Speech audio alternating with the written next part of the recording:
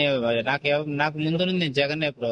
ముందు నుండి నేను జగన్ పక్క ఉంది. ఫుల్ పిచ్చి జగన్ అంటే. జగన్ వచ్చి ఏం చేశాడు బ్రో? ఏం చేయలేదు కదా. జాబ్ లేదు, ఫీజు రిమెంబర్స్మెంట్ లేదు.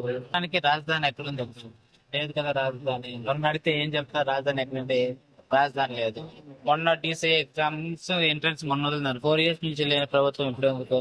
సచివాలయాలు ఎందుకు తాకట్టు పెట్టినారు? మరి వాలంటీర్ ఉద్యోగాలు ఇస్తున్నారు అని చెప్తున్నారు కదా జగన్మోహన్ రెడ్డి. డిగ్రీ స్టూడెంట్ 5,000 ఎత్తుకెళ్ళి ఇంటికి అతను ఏం చేయాలి బ్రో? ఓకే, ఇంట్లో ఎట్లా పోషించాలి? ఫ్యామిలీ ఉంటది, ఏజ్ అయిపోయిన వాళ్ళు ఉంటారు, ఫ్యామిలీకి రెస్పాన్సిబిలిటీస్ ఉంటాయి, చదివించాలి, తమ్ముళ్ళు ఉంటారు, సిస్టర్స్ ఉంటారు, వాళ్ళకంతా ఏం చేయాలి? అంటే సొంత చెల్లికి ఆమెకి న్యాయం చేయనోడు ఏం న్యాయం చేస్తారు బ్రో? అందరికీ నమస్కారం.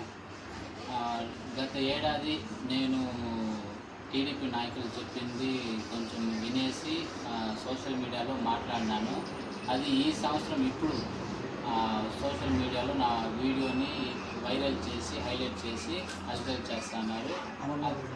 అమర్నాథ్ రెడ్డి గారి ఫోటో పెట్టి నా ఫోటో పక్కన పెట్టి నేను ఆ పార్టీకి సపోర్టు, ఆ పార్టీకి చెందినట్లు ప్రచారం చేస్తున్నారు. అది ఎంతవరకు వాస్తవం కాదు. గతంలో నేను మాట్లాడింది వాస్తవమే, కానీ అప్పుడు కొంతమంది వల్ల నేను మాట్లాడినాను.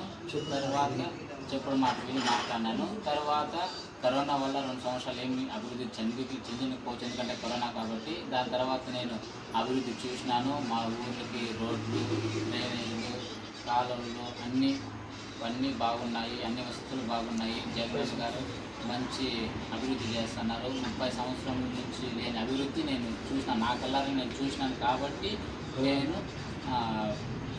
జగన్ అన్న గురించి, వ్యక్తిత్వం గురించి తెలుసుకున్నాను. వెంకటయ్య గౌడన్న గారు మనకి చాలా మంచిగా సేవ చేస్తున్నారు ప్రజలకి. వచ్చే ఎన్నికల్లో కూడా వారినే గెలిపించుకోవాలనేసి మేము సిద్ధంగా ఉంటాము. ఇలాంటి తప్పుడు మాటలు, తప్పుడు ప్రచారాలు చేయకూడదనేసి నా మనవి, నా విన్నపము. టీడీపీ నాయకులు దీన్ని కూడా ఇట్లా ప్రచారం పరంగా వాడుకుంటాననేసి అసలు అనుకోలేదు. మేము జగన్ గెలిపించుకోవడానికి సిద్ధంగా ఉన్నాము.